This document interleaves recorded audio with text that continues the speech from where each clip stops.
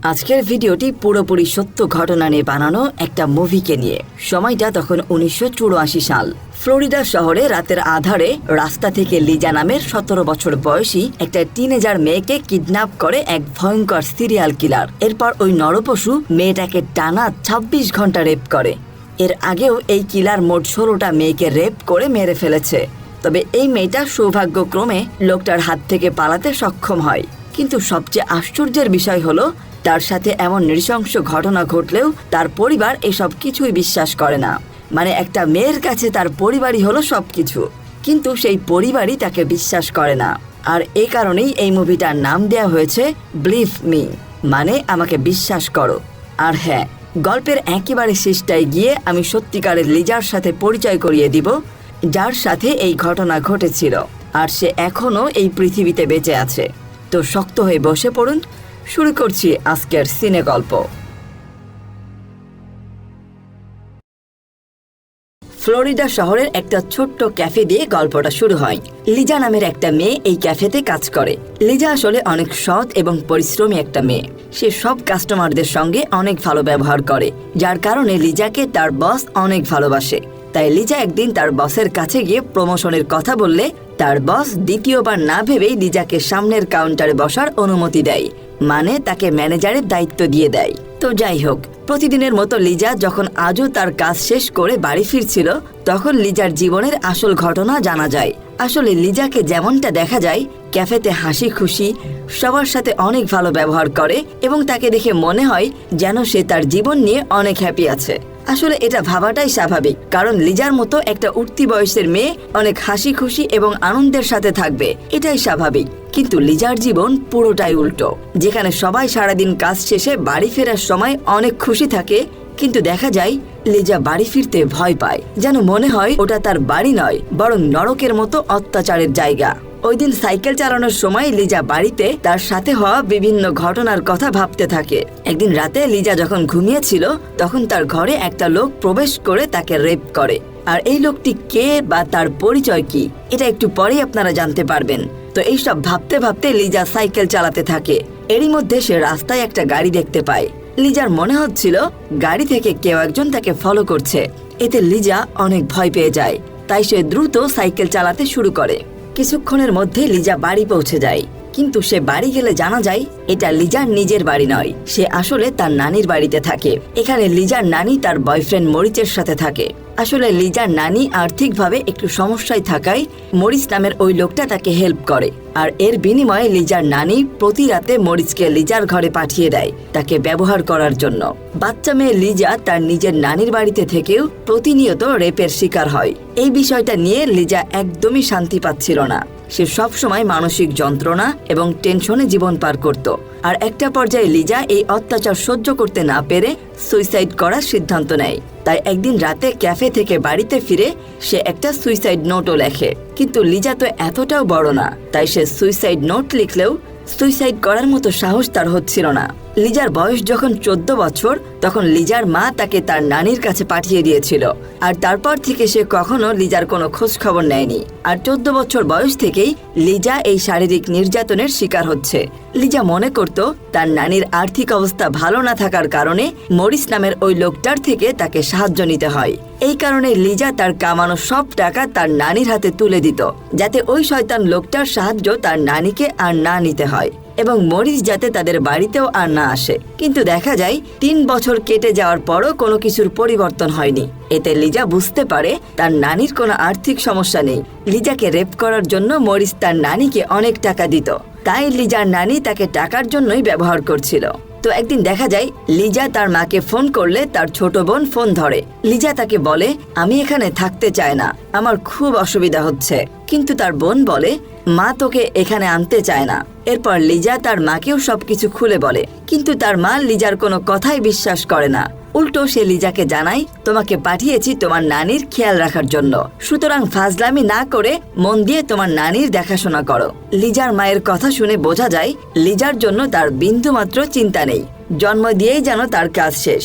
আর এই কারণে সে লিজাকে দূরে পাঠিয়ে তার ঝামেলা শেষ করতে চায়। আসলে লিজার উপর হওয়ার রোজ রোজ এই অত্যাচারের কথা তার মাও জানতো, কিন্তু সে কোনো প্রতিবাদ করতো না। কিন্তু এদিকে বেচারি লিজার অবস্থা দেখার মতো কেউ নেই। তার কপাল আর 5টা সাধারণ মেয়ের মতো ভালো ছিল না। যাই হোক, এত কিছুর পরও লিজার এই যন্ত্রণাদায়ক জীবনের সামনে আরো বড় এক তুফান আসতে চলেছে। তো প্রতিদিনের মতো সেদিনও লিজা ক্যাফে থেকে বাড়ি ফেরার সময় সে আবারও উদাস হয়ে পড়ে, কারণ সে জানে বাড়ি ফেরার পর তাকে ওই লোকটার মুখোমুখি হতে হবে। ঠিক তখনই লিজা রাস্তার আগের দিনের ওই গাড়িটাকে দেখে, তবে গাড়িটা আজ লিজার পিছু নিতে শুরু করে। এতে লিজা প্রচন্ড পরিমাণে ভয় পেয়ে যায়। সে অনেক দ্রুত সাইকেল চালাতে শুরু করে। ওই গাড়িটা একটা মিডল রাস্তায় এসে দাঁড়িয়ে পড়ে, আর সুযোগ বুঝে গাড়ির ড্রাইভার লিজাকে পিছন থেকে এসে ধরে ফেলে। লিজা নিজেকে বাঁচানোর জন্য অনেক চিৎকার করে, কিন্তু তার আওয়াজ কেউ শুনতে পায় না। লোকটা লিজাকে বন্দুকের ভয় দেখিয়ে গাড়িতে উঠিয়ে নেয়। এই লোকটার নাম হলো ববি। সে লিজাকে গাড়িতে তুলে নিয়ে তার চোখ বন্ধ করে রাখতে বলে আর চিৎকার করতে নিষেধ করে, নইলে গুলি করার ভয় দেখায়। লিজা ভয়ে চোখ বন্ধ করে রাখে। ববি লিজাকে গাড়ির মধ্যে নৃশংসভাবে রেপ করে। এরপর সে লিজার চোখ এবং হাত বেঁধে তাকে গাড়িতে করে কোথাও একটা নিয়ে যেতে থাকে। কিন্তু লিজা ছিল খুব বুদ্ধিমতী। সে চোখ বাঁধা অবস্থায় খেয়াল রাখে গাড়িটা কোন দিকে ঘোরাচ্ছে আর কতগুলো সিগন্যাল পার হচ্ছে, কারণ ওই রাস্তাটা ছিল লিজার খুব চেনা। কিছুক্ষণ পর ববি লিজাকে নিজের বাড়িতে নিয়ে যায়। সে যখন লিজাকে সিঁড়ি দিয়ে উপরে নিয়ে যায়, লিজা তখন সিঁড়িগুলো গুনতে শুরু করে। আর এরপর লিজা আরো বেশি বিপদে পড়ে যায়, কারণ ববি তাকে ওখানে নিয়ে আরো বিভৎসভাবে রেপ করতে শুরু করে। ওই দিন থেকে ববি লিজাকে ওই বন্ধ রুমে তার চোখ বেঁধে রেপ করত। লিজা তখন বুঝতে পারে এই লোকটা পুরোপুরি একটা সাইকো। তবে লিজার সাথে সে যেটা করছে এটা নতুন নয়। লিজা নিজের বাড়িতেও তার নানির বয়ফ্রেন্ড দ্বারা এই শারীরিক নির্যাতনের শিকার হয় প্রতিদিন। তো শেষমেশ এই পরিস্থিতিতে পড়ে লিজা ভাবতে থাকে কিভাবে এখান থেকে বের হওয়া যায়, কারণ যে করেই হোক এই সাইকোর হাত থেকে পালিয়ে নিজের জীবন তাকে বাঁচাতেই হবে। তো পরদিন লিজা একটা প্ল্যান করে। ববি যখন তার কাছে আসে তখন লিজা বলে, আমি জানি তোমার জীবনে হয়তো এমন কোনো মেয়ে এসেছিল যে তোমাকে বুঝতে পারেনি। সে তোমাকে চিট করেছে, যার কারণে তোমার আজ এই অবস্থা। তবে তোমার মানসিক অবস্থাটা আমি বুঝতে পেরেছি। আসলে লিজার টার্গেট ছিল সে এভাবে মিষ্টি মিষ্টি কথা বলে ববির মন গলিয়ে ফেলবে আর সুযোগ বুঝে পালিয়ে যাবে, কিন্তু তাতে কোনো লাভ হয় না। অন্যদিকে লিজা ওই দিন রাতে বাড়ি না আসায় তার নানি পুলিশ স্টেশনে গিয়ে লিজার নামে মিসিং ডায়েরি করলে পুলিশ এই কেসের ইনভেস্টিগেশন শুরু করে দেয়। তারা সর্বপ্রথম ওই ক্যাফেতে চলে যায় যেখানে লিজা কাজ করত। সেখানে লিজার বস পুলিশদের জানায় লিজা অনেক কর্মঠ এবং সহজ সরল একটা মেয়ে। সে কখনোই নিজে থেকে পালাতে পারে না, হয়তো তাকে কেউ কিডন্যাপ করে নিয়ে গেছে। তো এরপর পুলিশরা যখন লিজার মায়ের কাছে গিয়ে তার মেয়ের ব্যাপারে জানতে চায়, লিজার মা বলে ও হয়তো ওর বয়ফ্রেন্ডের সাথে পালিয়ে গেছে। এখানে লিজার মায়ের কথা শুনে বোঝা যায় লিজার ব্যাপারে তার বিন্দুমাত্র চিন্তা তো নেই, উল্টো নিজের মেয়ের ব্যাপারে উল্টাপাল্টা কথা বলতেও তার মুখে একটুও বাধে না। তো লিজার মায়ের কথা শুনে পুলিশরা চলে যাওয়ার সময় লিজার বোন তাদের থামিয়ে বলে, লিজা খুব সহজ সরল একটা মেয়ে, ও কখনোই কাউকে না বলে পালিয়ে যেতে পারে না। ওর সাথে নিশ্চয়ই খারাপ কিছু হয়েছে। দয়া করে আপনারা আমার বোনকে খুঁজে বের করুন, ও নিশ্চয়ই কোনো বিপদে পড়েছে। এদিকে ববিকে দেখা যায় সে লিজার কাছে গেলে লিজা তার মুখ বারবার স্পর্শ করার চেষ্টা করে, যাতে সে আন্দাজ করতে পারে যে ববি দেখতে কেমন। তো ওই দিন লিজা ববিকে বলে, আমার বাবার অনেক শরীর খারাপ, আমি ছাড়া তার এই পৃথিবীতে আর কেউ নেই, তাই এই মুহূর্তে তাকে দেখতে আমার খুব ইচ্ছা করছে। এসব বলে সে ববির সামনে একটু মিথ্যা সিম্প্যাথি নেওয়ার চেষ্টা করে, কিন্তু তাতেও কোনো লাভ হয় না। ববির মন গলে না। কিছুক্ষণ পর লিজা প্ল্যান করে টয়লেটে যাওয়ার অজুহাত দেখায় এবং টয়লেটে গিয়ে সে তার চিহ্ন টয়লেটের বিভিন্ন জায়গায় রেখে আসে। সে তার আঙ্গুলের ছাপ বাথরুমের আয়নায় দিয়ে আসে, এমনকি তার নিজের চুল ছিঁড়ে বাথরুমের বিভিন্ন জায়গায় ফেলে আসে। আর সেগুলো সে এই জন্যই করছিল যাতে পরবর্তীতে কেউ তাকে খুঁজতে এলে তারা যাতে এই চিহ্ন খুঁজে পায়। এদিকে এতক্ষণ ধরে লিজা বাথরুমে থাকার কারণে ববির অনেক সন্দেহ হয়, তাই সে বাথরুমের দরজার কাছে গেলে দেখে লিজা ভিতর থেকে দরজা লক করে রেখেছে। এতে ববি প্রচন্ড রেগে যায়। কিছুক্ষণ পর লিজা বাথরুম থেকে বের হলে ববি প্রচন্ড ক্ষেপে গিয়ে তাকে মারতে আসে। তখন লিজা অনেক অনুরোধ করে ববিকে শান্ত করে। একটু পর ববি ঘুমিয়ে পড়লে লিজা চুপি চুপি উঠে গিয়ে ববির ফোন খুঁজতে শুরু করে। তখন সে ওই রুমে একটা টেলিফোন দেখতে পায়। কিন্তু লিজা যখনই ফোনের দিকে এগোয় ঠিক তখনই তার মায়ের কিছু কথা তার মনে পড়ে যায়। একদিন লিজা তার মাকে গিয়ে তার সাথে হওয়া সব ঘটনার কথা বললে তার মা বলেছিল, তোমার সাথে যা হচ্ছে ভালো হচ্ছে, আর তুমি যদি বেশি বাড়াবাড়ি করো তাহলে জেনে রেখো এর থেকেও খারাপ কিছু তোমার জন্য অপেক্ষা করছে। আর এসব কথা ভেবেই লিজা তার মাকে আর ফোন করে না। কিন্তু যখনই সে ফোনটা রেখে দিতে যায় তখনই পেছন থেকে ববি এসে তাকে ধরে ফেলে। সে লিজার চুল ধরে বলে, তুমি নিজেকে অনেক চালাক মনে করো তাই না? এটা বলে সে লিজাকে গুলি করতে যায়। কিন্তু লিজা বলে, আমার বাবার শরীর প্রচন্ড খারাপ, আমি শুধু তাকে ফোন করে বলতে চেয়েছিলাম যে আমি ঠিক আছি, কিন্তু আমি ফোনটা করিনি। লিজার এসব কথা ববি বিশ্বাস করে নেয় আর এবারের মতো সে লিজাকে ছেড়ে দেয়। আর ঠিক তখন লিজার হঠাৎ তার বোনের কথা মনে পড়ে যায়। একদিন তার বোন বলেছিল, জীবনে যত বাধাই আসুক না কেন তুমি কখনো হাল ছাড়বে না। এরপর দেখা যায় ববি ঘন্টার পর ঘন্টা লিজাকে রেপ করতে থাকে, কিন্তু নিজে থেকে কিছুই বলতে পারছিল না। এখন তার মাথায় শুধু একটা কথাই ঘুরছে, আর তা হচ্ছে কিভাবে এখান থেকে পালিয়ে যেতে পারে, কেননা এখন তার ইজ্জতের থেকে প্রাণটা বাঁচানো বেশি জরুরি। তখন লিজা আবারও ববির সাথে কথা বলার চেষ্টা করে। লিজা বলে, তুমি আসলে মনের দিক থেকে অনেক ভালো, তুমি আমাকে ছেড়ে দিলে আমি বাইরে গিয়ে কাউকেই কিছু বলবো না, আমি তোমার গার্লফ্রেন্ড হয়ে সারা জীবন তোমার সাথে থাকতে চাই। লিজার এসব কথা শুনে ববি অনেক ইমোশনাল হয়ে যায়। একটা পর্যায়ে সে লিজাকে ছেড়ে দেওয়ার সিদ্ধান্ত নেয়। অন্যদিকে দেখা যায় ফ্লোরিডা শহরের পুলিশ ডিপার্টমেন্ট একটা সিরিয়াল কিলারকে দীর্ঘদিন ধরে খুঁজে বেড়াচ্ছে, যে সিরিয়াল কিলারটা গত 6 মাসে 16টা মেয়েকে মেরে ফেলেছে। এটা দেখে ববি মনে মনে চিন্তা করে এই সুযোগে লিজাকে ছেড়ে দেওয়া উচিত, কারণ পুলিশ ওই সিরিয়াল কিলারকে ধরার চিন্তায় লিজাকে খুঁজতে এখানে আসবে না। আর লিজা যেহেতু এখনো ববির চেহারা দেখেনি, এ কারণে লিজা পরে ববিকে দেখলে আর চিনতে পারবে না। এসব কিছু ভেবে লিজাকে গাড়িতে বসিয়ে একটা নির্জন জায়গায় নিয়ে যায়। তবে যাওয়ার পথে ববি একটা গ্যাস স্টেশনে দাঁড়ায় গাড়িতে গ্যাস ভরার জন্য। তখন লিজা তার হাতের একটা আঙ্গুল কেটে তার রক্ত গাড়ির সিট কভারে লাগিয়ে দেয়। এরপর ববি লিজাকে ওই নির্জন জায়গায় নিয়ে এসে বলে, 5 মিনিটের মধ্যে আমি এখান থেকে চলে যাব, তারপর তুমি তোমার চোখের বাঁধন খুলবে।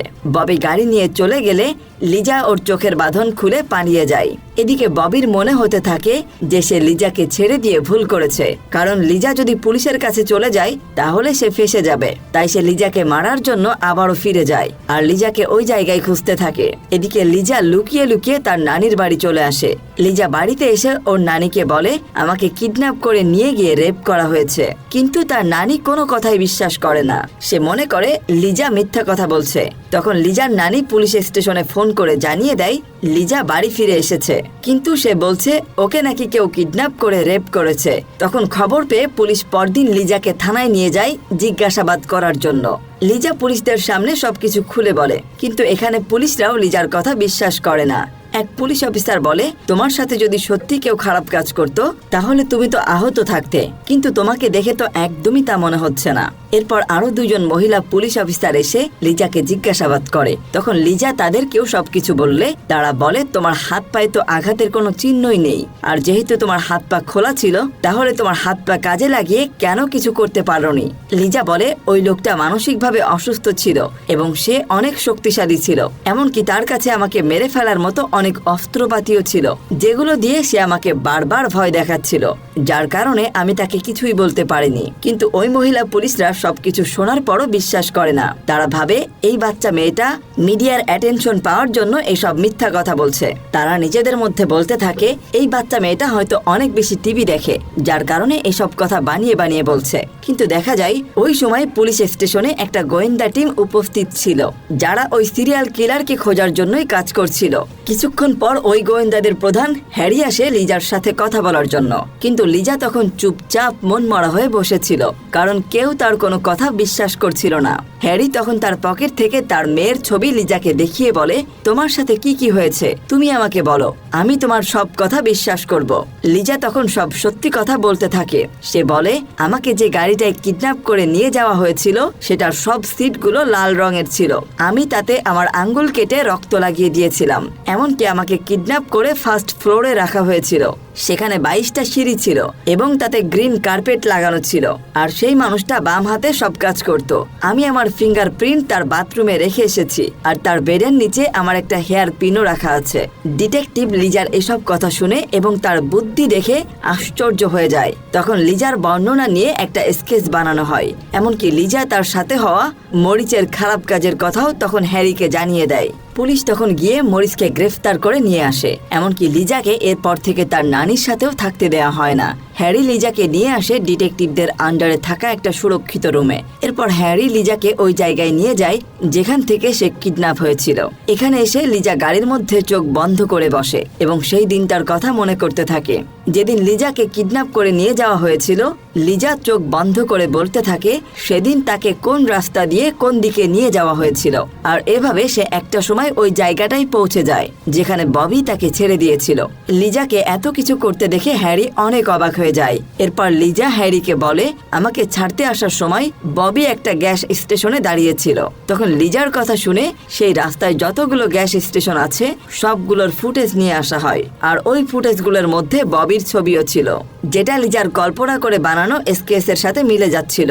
এরপরে ডিটেকটিভ সেই সমস্ত গাড়ির ড্রাইভারের ছবি তুলে আনে যাদের সিটে লাল রঙের কভার লাগানো ছিল।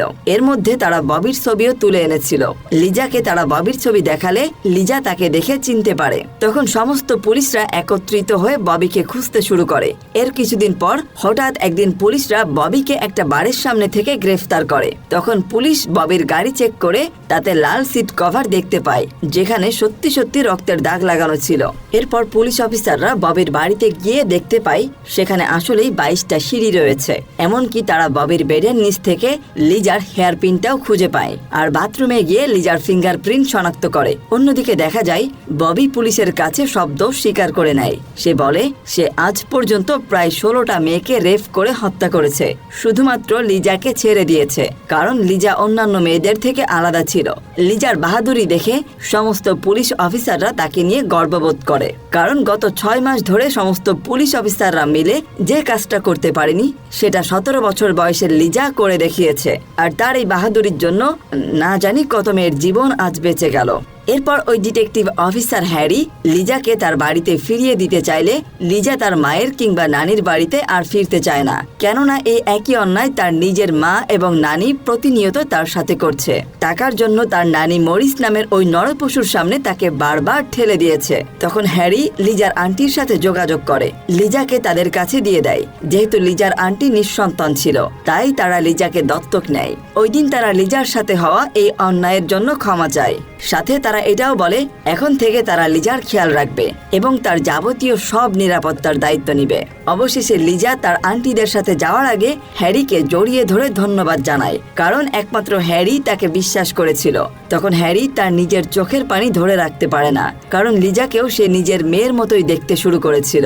এর কিছুদিন পর লিজা তার মায়ের কাছে একটা চিঠি পাঠায় যেখানে সে লিখেছিল, মা তুমি সবসময় বলতে যে আমি একটা ভালো লাইফ ডিজার্ভ করি না, কিন্তু তুমি ভুল ছিলে আর এটা আমি প্রমাণ করে দেখিয়েছি। আর নিচে লেখা ছিল গুড বাই। এটা দেখে লিজার মা তার ভুল বুঝতে পারে। সে তখন রিয়েলাইজ করে সে নিজের মেয়ের সাথে কতটা খারাপ কাজ করেছে। আর এখন লিজার ছোট বোনও তার মাকে আর বিশ্বাস করে না। তাই কিছুদিন পর সেও লিজার কাছে চলে আসে এবং তারা দুই বোনই এখন তাদের আন্টির সাথে নতুন ভাবে জীবন শুরু করে। বেশ কয়েক বছর পর লিজাকে দেখা যায় সে এখন একজন পুলিশ অফিসার হিসেবে দায়িত্ব পালন করছে। আর সে বর্তমানে একজন পুলিশ অফিসার হয়ে সব মানুষদের ন্যায় বিচারে সাহায্য করছে। এখন অনেক ভালোভাবেই সে জীবন পার করছে, যদিও তার অতীত ছিল খুবই ভয়াবহ।